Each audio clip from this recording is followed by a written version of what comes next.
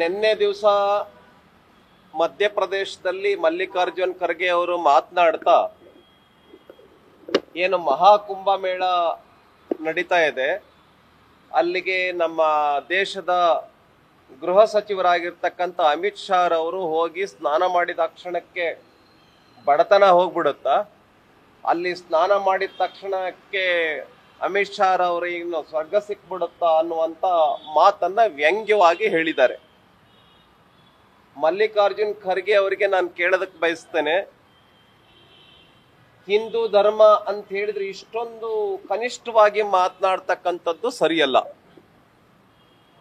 ಈಗ ಏನು ಅಮಿತ್ ಶಾ ಅವರು ಹೋಗಿ ಮಹಾಕುಂಭಮೇಳದ ಯಮುನಾ, ಸರಸ್ವತಿ ಮತ್ತು ಗಂಗಾ ಈ ತ್ರಿವೇಣಿ ಸಂಗಮದಲ್ಲಿ ಸ್ನಾನ ಮಾಡಿದ ಕ್ಷಣಕ್ಕೆ ಅವ್ರಿಗೇನು ಬಡತನ ಹೋಗುತ್ತಾ, ಸ್ವರ್ಗ ಸಿಕ್ಬಿಡುತ್ತಾ ಅಂತ ವ್ಯಂಗ್ಯವಾಗಿ ನೀವೇನು ಹೇಳಿದಿರಿ, ಅದಕ್ಕೆ ಮೆಕ್ಕಾಕ್ ಹೋಗ್ಬಿಟ್ರೆ, ಮದೀನಾಕ್ ಹೋಗ್ಬಿಟ್ರೆ ಸ್ವರ್ಗ ಸಿಕ್ಬಿಡುತ್ತಾ, ಬಡತನ ಹೋಗ್ಬಿಡುತ್ತಾ ಅನ್ನುವಂತ ಹೇಳುವ ಧೈರ್ಯ ಮಲ್ಲಿಕಾರ್ಜುನ್ ಖರ್ಗೆ ಅವ್ರಿಗೆ ಇದೆಯಾ ಅನ್ನುವಂಥ ಪ್ರಶ್ನೆಯನ್ನ ನಾನು ಕೇಳ್ತೇನೆ. ಅಂದ್ರೆ ಹೆಂಗ್ ಬೇಕು ಹಂಗೆ ಹಿಂದೂ ಧರ್ಮದ ಬಗ್ಗೆ ಅವಹೇಳನವಾಗಿ ಮಾತನಾಡ್ತಕ್ಕಂಥದ್ದು ಕಾಂಗ್ರೆಸ್ಗೆ ಹವ್ಯಾಸ ಆಗ್ಬಿಟ್ಟಿದೆ, ಅಭ್ಯಾಸ ಆಗ್ಬಿಟ್ಟಿದೆ. ಮಲ್ಲಿಕಾರ್ಜುನ್ ಖರ್ಗೆ ಅವರು ಕೂಡಲೇ ಕ್ಷಮೆಯನ್ನು ಯಾಚಿಸಬೇಕು ಮತ್ತು ಕಾಂಗ್ರೆಸ್ಸಿನ ಅಖಿಲ ಭಾರತೀಯ ಅಧ್ಯಕ್ಷರೇನಾಗಿದ್ದಾರೆ ಆ ಸ್ಥಾನಕ್ಕೆ ರಾಜೀನಾಮೆಯನ್ನು ಕೊಡಬೇಕು ಅಂತೇಳಿ ಈ ಸಂದರ್ಭದಲ್ಲಿ ನಾನು ಆಗ್ರಹಿಸ್ತೇನೆ.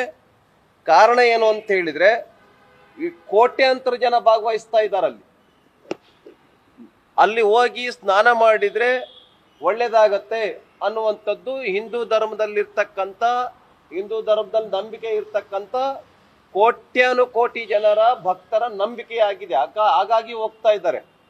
ಹೀಗೆ ಕೋಟ್ಯಾನುಕೋಟಿ ಜನರ ನಂಬಿಕೆಗೆ ದ್ರೋಹವನ್ನ ಮಾಡಿರ್ತಕ್ಕಂಥ, ಕೋಟ್ಯಾನುಕೋಟಿ ಜನರ ಭಾವನೆಗಳಿಗೆ ಧಕ್ಕೆಯನ್ನು ಒದಗಿಸಿರ್ತಕ್ಕಂಥ ಮಲ್ಲಿಕಾರ್ಜುನ್ ಖರ್ಗೆ ಅವರು ಕೂಡಲೇ ತಮ್ಮ ಸ್ಥಾನಕ್ಕೆ ರಾಜೀನಾಮೆಯನ್ನ ಕೊಡಬೇಕು.